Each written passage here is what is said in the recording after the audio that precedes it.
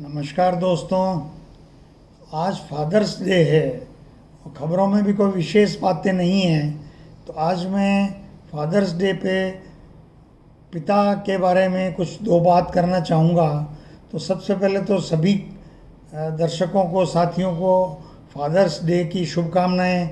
सभी के जीवन में अपने अपने पिताओं का बहुत महत्वपूर्ण योगदान होता है और पिता एक ऐसी पिता माता एक ईश्वर का ऐसा आशीर्वाद है जो हमारे अस्तित्व और हम जो हैं उसमें उन्हीं की सबसे बड़ी भूमिका है।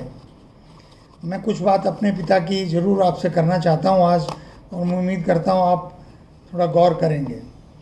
मेरे पिता 1926 में सितंबर में उनका जन्म हुआ और स्वतंत्रता आंदोलन जो परवान चढ़ रहा था, तो वो जब 19 साल 20 साल के हुए तो वो उदयपुर जोधपुर चले गए। वहाँ हमारे जो बीकानेर रियासत के प्रजामंडल के जो नेता थे, कुंभाराम जी आर्य, रघुवर दयाल जी गोयल और ये जो बुढ़ानिया, हनुमान सिंह बुढ़ानिया आदि, उनके साथ वो जब प्रजामंडलों का कांग्रेस में विलय हुआ तो 1/1/46 को नेहरू जी के नेतृत्व में वो उस विलय की कार्यवाही में उदयपुर गए। और उसके बाद या उससे थोड़ा पहले सरोजनी नायडू आई थी, बीकानेर लाठीचार्ज हुआ, उनके कान में लाठी पड़ी, वो उनकी पुलिस ने उनको ढूंढना चाहा, वो वहाँ से चले गए। हिंदुस्तान अखबार में सत्यदेव विद्यालंकार संपादक हुआ करते थे, उनके साथ दिल्ली में हनुमान रोड पे रहने लगे, काम करने लगे। लगभग 1 साल वो फरार रहे बीकानेर रियासत से। और फिर हमारे एक दादा थे, उन्होंने रेलवे स्टेशन पे उनको देख लिया तो उनको पकड़ के गांव ले आए। तब तक देश की आज़ादी का भी माहौल हो गया था और फिर देश आज़ाद हो गया।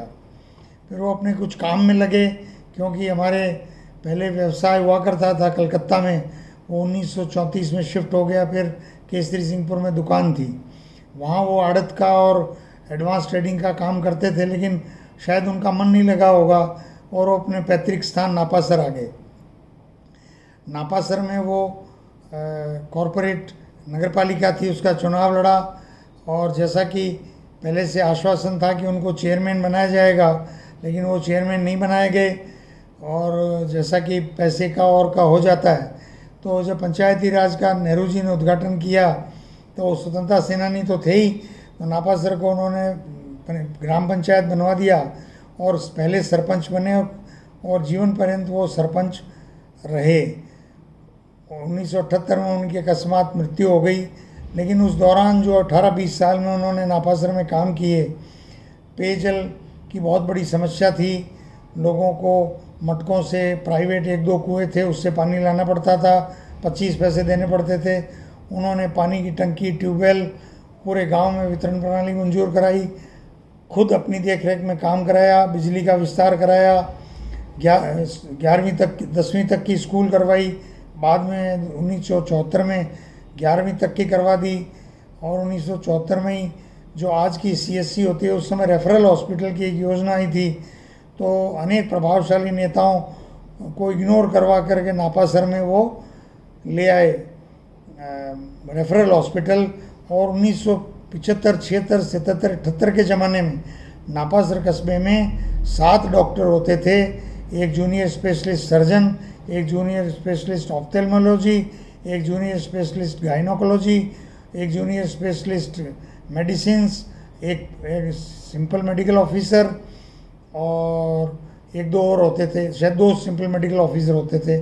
बड़ा अच्छा क्वार्टर्स वगैरह बने, इस तरह की स्थितियां रही, बहुत अच्छा वो था। और पशु चिकित्सालय भी उन्होंने 1973 में मंजूर करवा दिया। तो कुल मिला के नापासर 1976 में राजस्थान की सर्वश्रेष्ठ पंचायत के रूप में घोषित हुई और यूँ नापासर का एक वर्चस्व बढ़ा।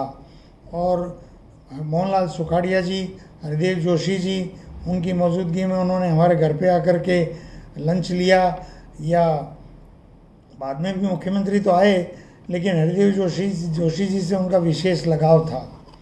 जहाँ तक मेरा जीवन है, मैं तो पूरी तरह मेरे पिता की को आदर्श मानता हूँ और उनका जो त्याग था उसकी अनुसरण करते हुए मैंने अपनी नौकरी छोड़ दी और कांग्रेस पार्टी में देश की सेवा राजनीतिक पार्टी के माध्यम से करने के लिए आ गया और जो भी मेरे से बन पड़ रहा है वो मैं कर रहा हूँ। नापासर में मेरे पिताजी ने अनेक विभूतियों को लाए।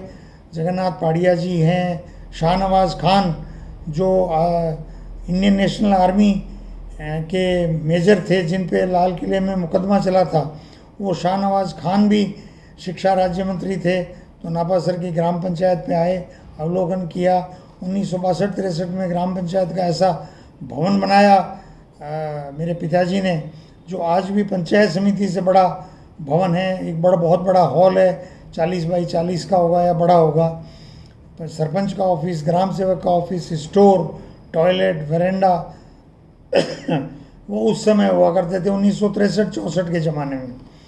तो ऐसे ऐसे सारे कलेक्टर आते थे, कमिश्नर आते थे और खादी का बड़ा प्रसार किया उन्होंने।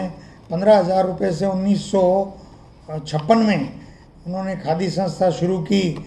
जो जब उनकी डेथ हुई तो वही खादी संस्थाएं 25 लाख का टर्नओवर किया करती थी और खादी में बहुत बड़ा रोज़गार नापासर में खादी के क्षेत्र में था। अब तो खादी का काम करने वाले भी शिक्षित हो गए हैं और टीचर्स बनने लगे हैं, सरकारी नौकरी में जाने लगे हैं। लेकिन तब भी वो उन्होंने उस तरह का विकास किया। एक handloom board, all India handloom board की चेयरमैन आई थी, नाम तो शायद सरोज बाला या कुछ नाम था। तो वो इतनी प्रभावित हुई कि उन्होंने उनको कहा कि आप यहाँ क्या कर रहे हैं, आप जैसे लोगों की दिल्ली में ज़रूरत है। एक बड़ा मशहूर आपको बात बताऊं, उनकी 1962 में उनको टिकट नहीं मिली तो उन्होंने राजस्थान का वार्षिक प्लान बना डाला अपने बूते पर। जयपुर में आकर के महीनों रहे और जितने भी विभाग हैं उनके पूरे राजस्थान का डाटा लिया और बना करके और प्लानिंग कमीशन को दिया। तो अशोक मेहता वहाँ के वाइस चेयरमैन थे। उन्होंने एक चिट्ठी लिखी मोहनलाल सुखाड़िया जी को कि आपके प्रदेश में ऐसी ऐसी विलक्षण प्रतिभा के सरपंच हैं, आप उनका उपयोग क्यों नहीं लेते। एमएलए की टिकट नहीं दे सकते तो कुछ और उपयोग लीजिए। फिर सुखाड़िया जी ने उनको स्टेट वाटर बोर्ड का मेंबर बनाया। अब स्टेट वाटर बोर्ड के मेंबर होने के नाते उनका बड़ा सम्मान अधिकारी करते थे। तो मैं जब पीएचडी में नौकरी लगा तो अनेक मेरे जो उच्च अधिकारी थे वो मुझे मेरे पिताजी के किस्से बताते थे और उससे मुझे बहुत पीएचडी में काम करने में, मैं खुद मेहनती रहा हूँ लेकिन फिर भी वो एक सपोर्ट ऑफिसर्स का मुझे पिताजी की वजह से मिला।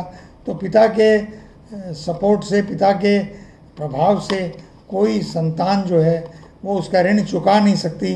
हमें सब अपने पिता माता का सम्मान करना चाहिए और उनके अच्छे कामों का अनुसरण करना चाहिए। धन्यवाद।